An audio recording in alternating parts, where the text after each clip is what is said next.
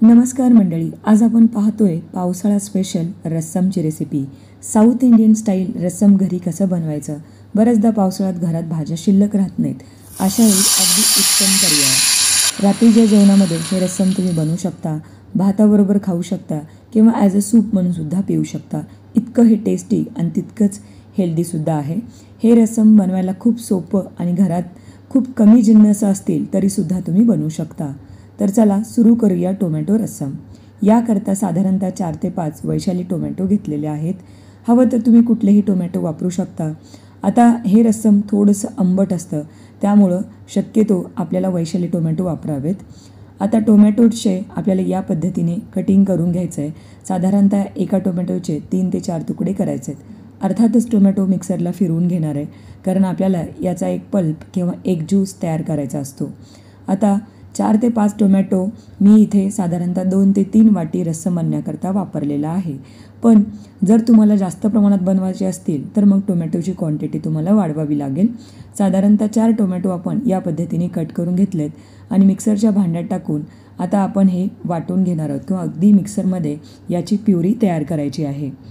त्याचबरोबर रस्सम करता एक छोटासा एखादी चमचा आपल्याला मसाला लागतो, त्याचं सुद्धा प्रिपरेशन करणार आहोत। पण त्या अगोदर थोडीशी चिंच आपल्याला गरम पाण्यामध्ये भिजत ठेवायचं आहे, कारण चिंचेचा कोळ किंवा चिंचेचा पल्प आपल्याला या रस्सममध्ये वापरायचा असतो। याचबरोबर मिक्सरमध्ये मी टोमॅटोची प्युरी करून घेतल्यानंतर इथे कोथिंबीरच्या थोड्याशा काड्या वापरायच्या, म्हणजे कोथिंबीरचा जो फ्लेवर आहे तो खूप छान या रस्सममध्ये येतो। आता व्यवस्थित कोथिंबीरही वापरणार आहोत आणि त्याच्या काड्याही मिक्सरमध्ये टाकून आपल्याला फिरवून घ्यायचं आहे, म्हणजे रस्सममध्ये या कोथिंबीरच्या काड्यांचा जो काही फ्लेवर आहे तो खूप छान येतो। आता थोडंसं पाणी टाकूया आणि परत एकदा मिक्सरमध्ये फिरवून घेऊया। दुसऱ्या बाजूला एक मसाला तयार करतो। यासाठी लसूण, 1 चमचा जिरं, 1 चमचा काळी मिरी आणि थोडासा कढीपत्ता वापरलेला आहे। रस्समचा मसाला विकतचा सुद्धा वापरू शकता, पण तो विकतचा मसाला न आणता घरीच तुम्ही हा मसाला तयार करून या पद्धतीने authentic south Indian style rasam बनवू शकता। या पद्धतीने आपल्याला आता टोमॅटोचा पल्प यामध्ये पाणी ॲडजस्ट करून जेवढं तुम्हाला पातळ रस्सम हवं असेल त्या पद्धतीने पाणी टाकून गाळून घ्यायचं आहे या पद्धतीने, आणि जे काही शिल्लक आहे ते परत एकदा मिक्सरमध्ये फिरवून तुम्ही वापरू शकता। इथे आता जो काही मसाला कुटून घेतला होता तो सुद्धा यामध्ये ॲड केलेला आहे आणि चिंचेचा कोळ किंवा चिंचेचा पल्पसुद्धा यामध्ये आपण ॲड केलेला आहे। बारीक चिरलेली कोथिंबीरसुद्धा ॲड करा आणि त्यानंतर आपल्याला हे रस्सम शिजवून घ्यायचं आहे। तर छान अगदी दाटसर होईपर्यंत शिजवा किंवा तुम्हाला जेवढं दाटसर हवं असेल त्या पद्धतीने शिजवावं। थोडीशी काश्मीरी रेड चिल्ली पावडर किंवा बॅडगी मिरची पावडर, जेणेकरून थोडासा तिखटपणा येईल आणि कलरही खूप छान येईल।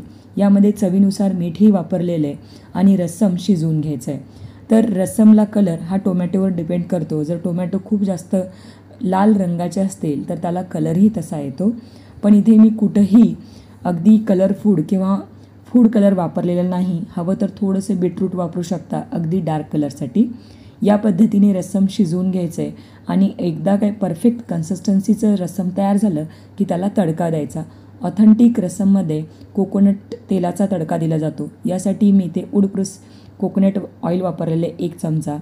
तेल गरम झालं की आपण यामध्ये हिंग, 1 चमचा मोहरी आणि 1 चमचा उडदाची डाळ वापरलेली आहे। याचबरोबर 1 ते 2 लाल सुक्या मिरचीचे तुकडे आणि थोडासा कढीपत्ता।